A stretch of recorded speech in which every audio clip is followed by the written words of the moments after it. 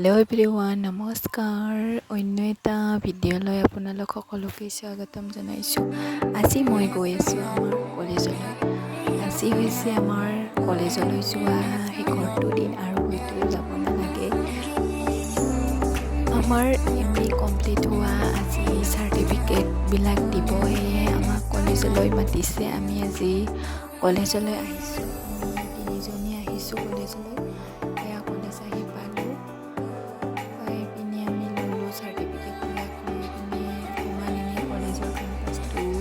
আৰু হয়তো এনেকৈ অহা নহ'ব, সেয়েহে দুখো লাগিছে, ভালো লাগিছে।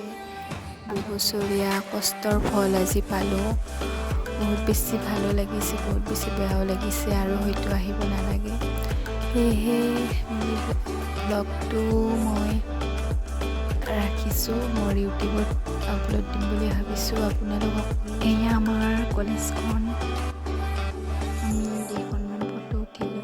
ফটো উঠি হৈ বাৰু আমি যাবলৈ ওলাইলোঁ। এনেদৰে আমি ৰেষ্টুৰেণ্টত গ'লোঁ, মিঠাই আৰু পানী খালোঁ, ঠাণ্ডা পানী।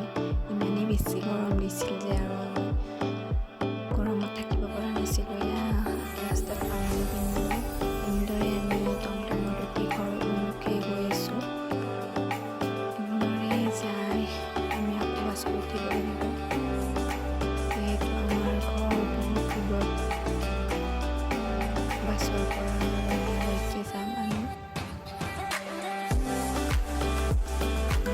আকৌ ওলাব লাগিব বাছ। আমি টমটমত গৈ আছোঁ।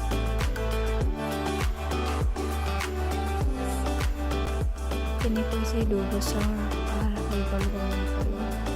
খুবেই বেছি বেয়া লাগিছে। সময়বোৰ যে কেনেকৈ গৈ আছে।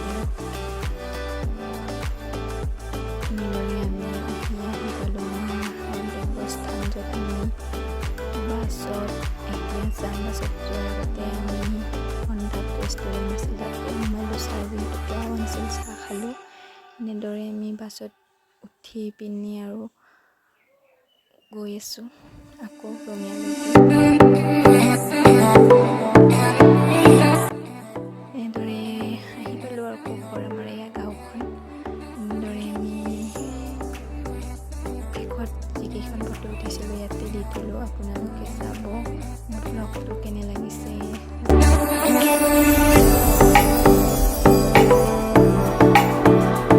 স্মৃতি হিচাপে ভিডিঅ'টো ৰাখি থলোঁ। Bye bye.